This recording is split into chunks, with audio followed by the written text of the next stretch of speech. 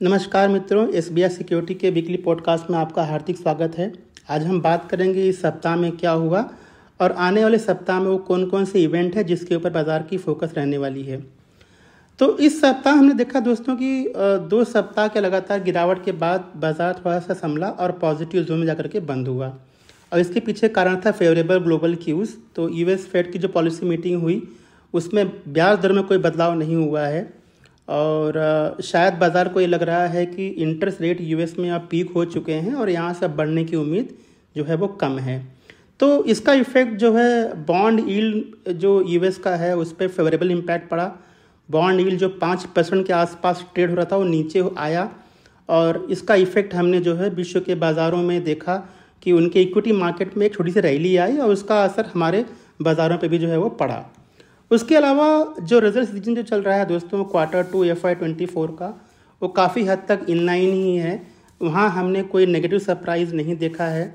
अगर मैं आपको एक सैंपल बताऊं तो करीब 949 कंपनियों ने जो रिज़ल्ट अपने डिक्लेयर किए हैं उनके प्रॉफिट में 33% का ग्रोथ आया है।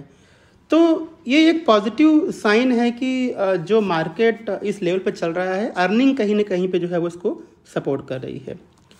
आगे आने वाले सप्ताह के लिए अगर मैं बात करूं दोस्तों तो ऑनगोइंग जो रिज़ल्ट चल रहा है उस पे बाज़ार का फोकस तो रहने ही वाला है। अगले सप्ताह में करीब 1600 कंपनियां अपनी डिक्लेयर करेंगी रिज़ल्ट्स। तो उनके रिज़ल्ट्स कैसे आएंगे, तो हम एक ब्रॉडर मार्केट में एक काफ़ी कुछ एक्शन देखने को मिल सकता है। तो रिज़ल्ट सीज़न जो है जो मार्केट की दिशा है वो काफ़ी हद तक जो है वो तय करेगी। अगर मैं आपको एग्जांपल बताऊं तो बहुत सारी कंपनी को रिज़ल्ट आने वाले हैं। उनमें से कुछ कंपनियां हमने अपने रिपोर्ट में दिखाई हैं। तो Bank of Baroda, Bajaj Electricals, Gland Pharma, Anupam Rasayan, Cochin Shipyard, Aarti Industries, Bharat Forge, Divi's Lab, HPCL, IRCTC, M&M, BSE, ये कुछ चुनिंदा कंपनियों के डेटा हमने डाले हैं। नाम हमने अपने रिपोर्ट में मेंशन किया हुआ है। तो ये कुछ कंपनियां हैं जो अपने रिजल्ट डिक्लेयर करेंगी। आइए अब बात करते हैं कि इस सप्ताह में सेक्टोरली यानी सेक्टर वाइज कौन कौन से सेक्टर ने अच्छा परफॉर्म किया। तो अगर मैं BSE सेक्टोरल इंडेक्सेस की बात करूं तो दोस्तों यहाँ पे BSE ऑटो को छोड़ करके लगभग सभी इंडाइसेस जो है वो पॉजिटिव जोन में बंद हुए हैं। उनमें BSE रियलिटी करीब 10% ऊपर बंद हुआ है इस सप्ताह में। इसके पीछे जो कारण रहा है कि जो मुंबई का रियल एस्टेट मार्केट है वो काफ़ी अट्रैक्टिव है, मतलब मार्केट के लिए अक्टूबर का डेटा काफ़ी अट्रैक्टिव है, जिसका इफ़ेक्ट हमने रियल एस्टेट कंपनियों पर देखा।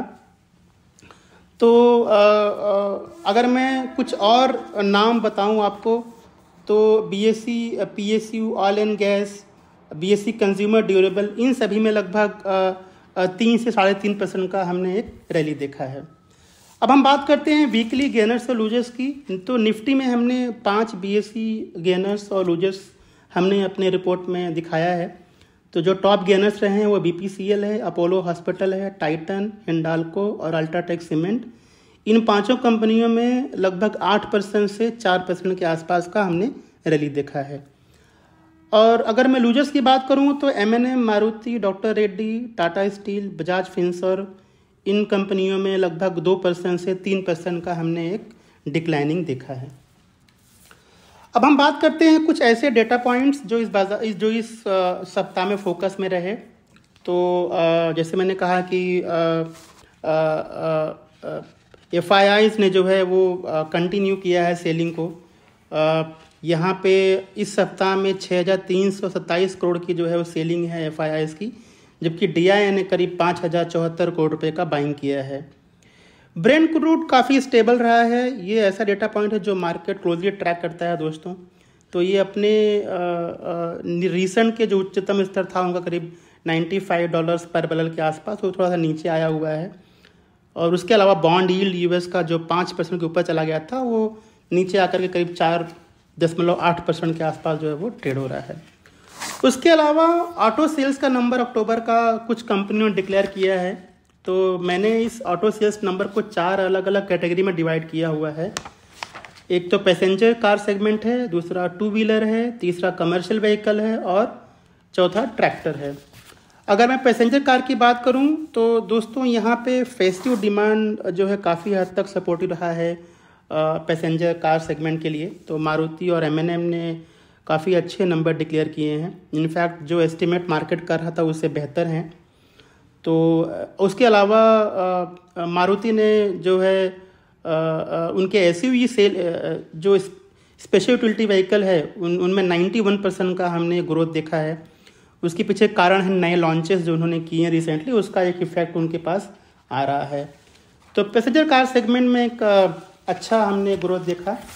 उसके अलावा अगर मैं बात करूं टू व्हीलर्स की तो यहाँ पे Bajaj Auto, TVS Motor, Hero Motor Corp, इन तीनों ही कंपनियों ने अच्छे नंबर डिक्लेयर किए हैं और उम्मीद है कि जब ये अपना थर्ड क्वार्टर रिजल्ट डिक्लेयर करेंगे तो उनके परफॉर्मेंस पे ये नंबर रिफ्लेक्ट होंगे।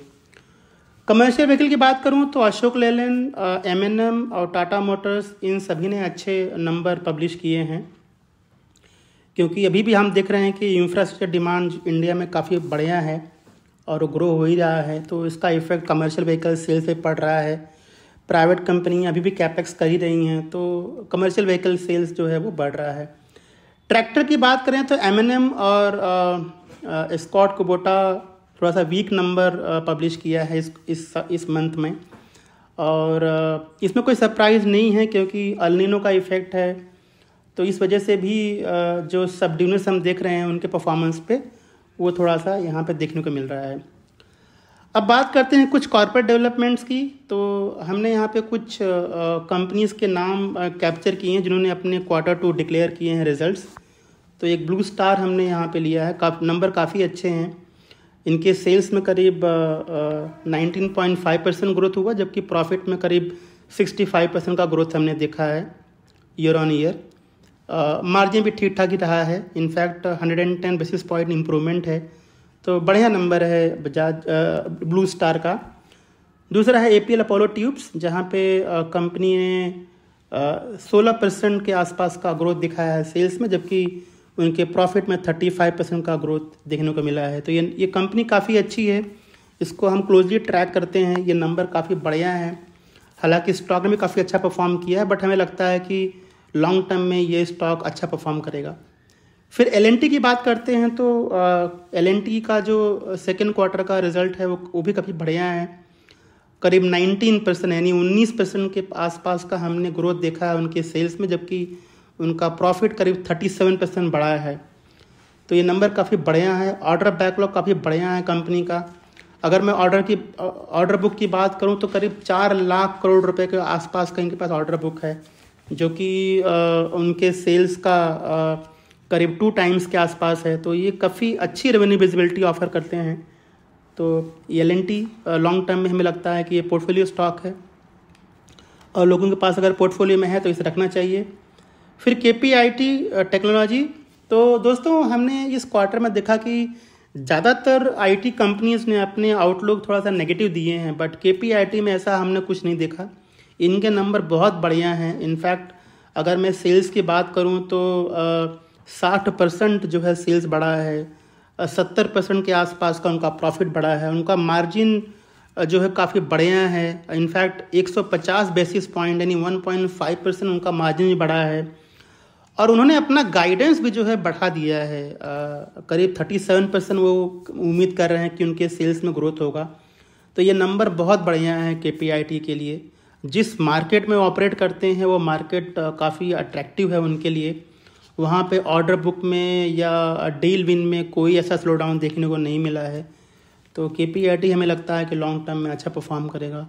सन फार्मा के नंबर भी इस क्वार्टर में सेकंड क्वार्टर में डिक्लेयर हुए हैं, इस सप्ताह में आए हैं।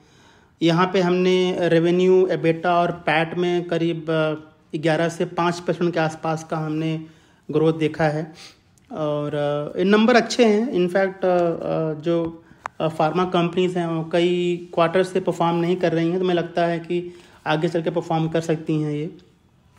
तो ये कुछ एक कंपनीज हैं जिनके रिजल्ट्स हमने कैप्चर किया है अपने इस पॉडकास्ट में। और भी कंपनियों के रिजल्ट हैं जो हमारे रिपोर्ट में हैं, जिन्हें आप हमारे वेबसाइट से डाउनलोड करके पढ़ सकते हैं। उसके अलावा हम बात करते हैं कि हमने इस सप्ताह में कौन से स्टॉक पर रिकमेंडेशन दिया। तो पिक ऑफ द वीक की अगर मैं बात करूं तो हमने PSP प्रोजेक्ट पे हमने रिकमेंड किया है 783 पे, और टारगेट रखा है 901 के आसपास का। तो PSP जैसे हम जानते हैं, PSP एक EPC कंपनी है, engineering procurement and construction company. ये कैश कॉन्ट्रैक्ट करती है और इनके पास अच्छी खासी ऑर्डर बुक की विजिबिलिटी है, जो कि 2 टाइम्स है उनके करंट सेल्स का। तो अच्छा लगता है हमें कंपनी लॉन्ग टर्म के लिए। और वैल्यूएशन की बात करूं तो 2025 के अर्निंग पे करीब 12 टाइम्स के आसपास ट्रेड हो रहा है P रेशियो इनका। तो ओवरऑल अच्छा लग रहा है हमें, और हमें लगता है कि ये कंपनी परफॉर्म करेगी। दूसरा हमने जो रेकमेंड किया अपने पिक ऑफ द डे में, वो था PNB हाउसिंग फाइनेंस। इस क्वार्टर के रिजल्ट उनके बढ़िया थे, और जिस प्राइस पे हमें रेकमेंड किया वो 728 का है और टारगेट 801 के आसपास का है। और ग्रोथ विजिबिलिटी काफ़ी अच्छी है इस कंपनी की। मैनेजमेंट ने कहा है कि 17 से 18% का वो लोन बुक जो है वो ग्रो करेंगे आगे आने वाले समय में।